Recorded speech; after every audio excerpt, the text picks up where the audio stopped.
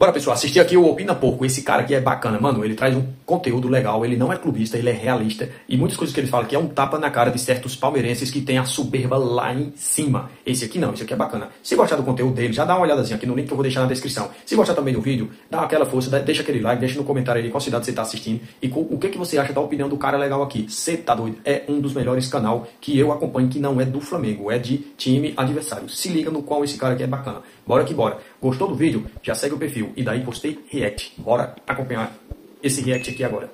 Meus amigos, sejam bem-vindos a mais um vídeo. Dizer pra vocês que esse jogo é fácil. Não é um jogo fácil, não. Não é. A gente sabe de toda a dificuldade, né? A gente sabe do quanto ambas as torcidas se organizaram, se uniram pra fazer esse jogo. A gente sabe de tudo que tá acontecendo nos bastidores do futebol. Então, eu sei que esse não é um jogo fácil. Eu sei que essa não é uma partida fácil. Só que hoje o Palmeiras teve elementos que foram cruciais para essa derrota. E quando eu vim aqui e conversei com vocês a respeito da virada que o Palmeiras fez sobre o São Paulo, lembra que a gente falou? O que eu falei pra vocês? Gente, tudo bem que teve arbitragem, mas não justifica o São Paulo ter levado 3 gols assim, ter feito um segundo tempo daquele jeito. Então eu tenho que manter a minha coerência aqui. Eu não tô aqui, nesse momento, pra falar de arbitragem. Porque eu tenho que ter a coerência que eu sempre sigo. Eu não posso pegar a arbitragem? Tá, vamos lá, vamos usar de muleta. Porque nós tivemos pontos cruciais dentro dessa partida que fez com que o Palmeiras não saísse hoje pelo menos com um empate. Na verdade, pra ser muito sincero com vocês, esse último gol que o Palmeiras fez eu nem comemorei. Porque eu já vi ali que o resultado ele já estava... O resultado já estava pronto, já estava delimitado. Eu não tinha mais como fazer nada naquele momento. Por mais que ele desse 1 minuto adicional. Não tinha. Era difícil. Então eu nem comemorei esse último gol final. Eu não vou aqui falar e colocar as coisas na cozinha da arbitragem. A arbitragem é horrorosa. É horrorosa e eu falei pra vocês quando ele foi escolhido. Na verdade, antes de escolherem ele, eu já falei que ele era péssimo, que ele era um péssimo árbitro. Então fica aqui a mensagem geral de que ele é um péssimo árbitro. E eu continuo reforçando isso, tá? Mas eu quero falar agora dos aspectos de jogo, eu quero falar agora dos aspectos de futebol, que é isso que eu faço quando, às vezes, um lance beneficia o Palmeiras. Não é essa a justificativa que eu utilizo, então agora eu não vou ficar chorando a arbitragem. Eu vou ser coerente aqui. Primeiro ponto. Defensivamente, uma partida muito ruim do Fux. Muito ruim do Fux. Uma partida muito ruim. E assim, praticamente 99,9% dos palmeirenses pediram isso. Então disso não tem como a gente reclamar. A gente pediu isso, o Abel foi lá e colocou e a gente elogiou. Então, isso daí está na nossa responsabilidade também como torcedor. A gente também tem que saber assumir isso. A partida horrorosa dele. Agora, uma coisa que eu não entendo, eu acho louvável o Abel ele querer dominar as linhas e querer jogar com as linhas acima contra o Flamengo dentro de um Maracanã. Eu acho isso louvável. Só que como que em uma saída de bola nossa, você coloca a linha da nossa zaga tão alta assim? E outro detalhe, os zagueiros abertos, cada um para um lado, deixando 2 marcadores do Flamengo no meio. Galera, isso aconteceu várias e várias vezes. E 2 vezes... Contra o Flamengo é erro 0. Lá no Mundial, contra o Bayern de Munique, o Flamengo simplesmente errou 6. O Flamengo errou 6. 4 o Bayern guardou. E eu falei que vocês estão zoando o Flamengo que perdeu para um dos melhores times do mundo. O Bayern de Munique tá dizendo que foi fechando. A gente fez 2 gols nos caras. Se preparem que no Brasil, ou seja, na América do Sul, o Bayern é o Flamengo. Joguem contra o Flamengo. Lá atrás, retrancadinho, erro 0. Ou então faz como o Abel fez aqui. Se liga no que esse parceirinho aqui tá falando do Palmeiras. O que o Abel fez. Pega a visão. Isso aconteceu, foram 2 gols do Flamengo. Não tem como a gente chegar no Maracanã e a gente achar que a gente vai colocar a linha no talo com a saída de bola no nosso campo. Linha no talo você tem que colocar pra pressionar a saída de bola da equipe adversária. E não colocar no momento da nossa saída de bola. Ainda mais quando você tem um goleiro tão ruim de fundamento. Porque, assim, é outra responsabilidade nossa também. O Carlos Miguel é horroroso de fundamento. Ele tem muito que melhorar, ele tem muito que evoluir. E eu sei que foi a gente que pediu ele.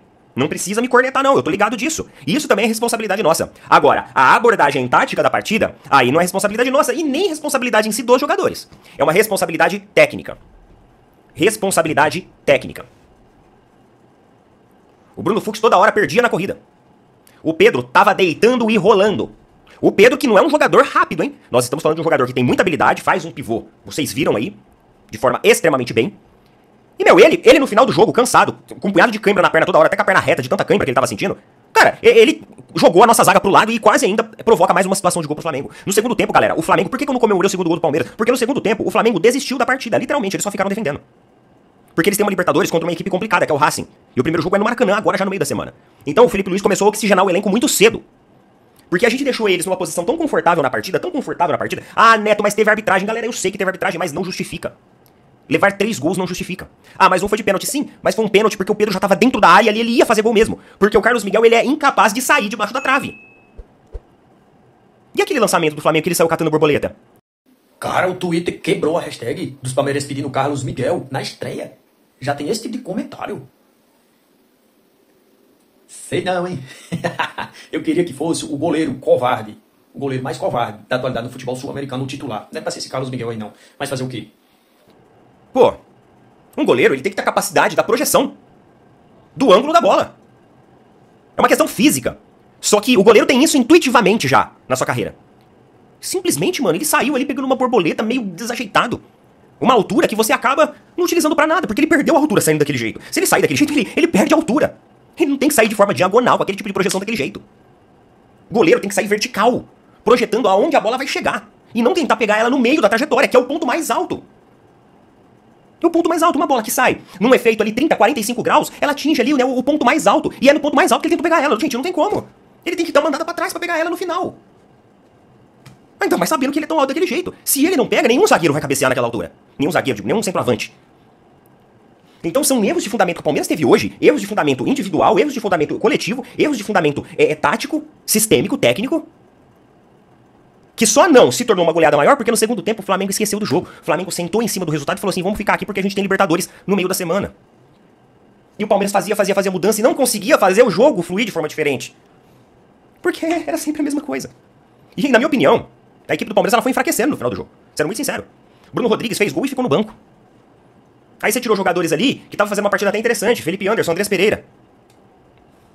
Felipe Luiz, o estagiário, é esse o nome. Contra o Abel, o pensador. Palmeiras, time da virada, só se for virada de mesa. Tem um tal de um Varmeiras aí que tá afim de fazer umas lambancinhas aí daqui pro final do campeonato. Tipo assim, bora dar uma baixadinha na fumaça aqui? Bora deixar uma polêmicazinha aqui contra o Palmeiras aqui, pra fazer de conta que todo mundo é prejudicado. Mas ele tem mais partidas, entendeu? Entendeu? O tal do sistema que a titia vivia falando, mas o técnico, eles não falam mais, né? Por que será, hein? E eu não acho também que o Palmeiras entrou no segundo tempo com um afinco tão grande pra conseguir gol. Eu vi isso em alguns jogadores só. Eu não vi isso no time coletivamente falando. O time estava com medo. O time estava com medo de levar mais gols. O segundo tempo, o Palmeiras voltou numa postura que eles queriam uma postura reativa, mas não tinha como ter. Porque o Flamengo recolheu suas linhas. O Flamengo utilizou a sua estratégia do descanso. Saíram com a vitória, bateram no adversário importante, voltaram pra disputa do título do Campeonato Brasileiro e agora descansou os principais jogadores pro meio da semana que tem a Libertadores. Os caras foram inteligentes. E aí não tem o que a gente falar. Ah, mas a arbitragem... Não tô nem aí com a arbitragem, gente. Teve fundamentos ali que a equipe do Palmeiras errou. Fundamentos individuais, fundamentos técnicos, fundamentos coletivos. Goleiro com... A saída de bola do Carlos Miguel é horrorosa. Eu não sabia que era tão horrorosa assim. A saída de bola, e quando eu falo também, é quando ele fica frente a frente, no terceiro gol do Flamengo. Cara, se fosse o Everton, uma hora dessa o Everton ia estar na canela do jogador do Flamengo. Goleiro profissional. Não tem fundamento. Que foi levantada a hashtag pra ser comprado. Sei não, hein? Não tem fundamento. Tá na base, é? É sub-13. Flamengo. Pra pegar aquela bola. O Carlos Miguel ficou lá atrás. Pô, ele ficou na melhor posição que tem. Ele ficou na melhor posição com a Arrascaeta, com o Pedro. Ó, fica paradinho aí mesmo. Que a gente só vai um pouquinho pra frente e vamos chutar pra fazer o gol. Atleta desse nível, pessoal. Com esse nível técnico, com esse nível que eles têm.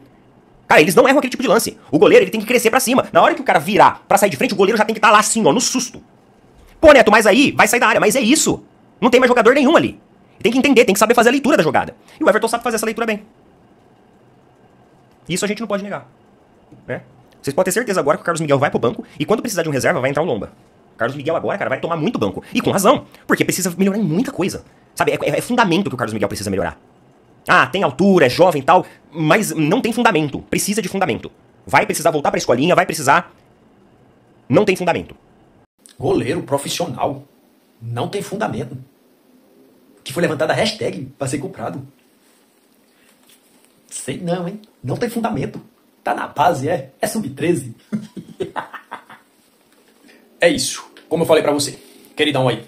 Um dos melhores canais que tem na internet pra você acompanhar. Cara, é da hora. Dá um pulinho lá, dá uma olhadinha no perfil do maluquinho. Que é muito gente boa ele. Desejo sucesso. E eu tô fazendo umas brincadeiras aqui, um gesto aqui, não sobre a pessoa dele, e sim de outras pessoas que vestem essa camisa verde aí também, que são muito soberba. Não é o caso do cara legal aí. Inclusive, eu aconselho vocês a dar um pulinho lá no canal dele. Falou, até o próximo. E daí postei, react. E é nóis.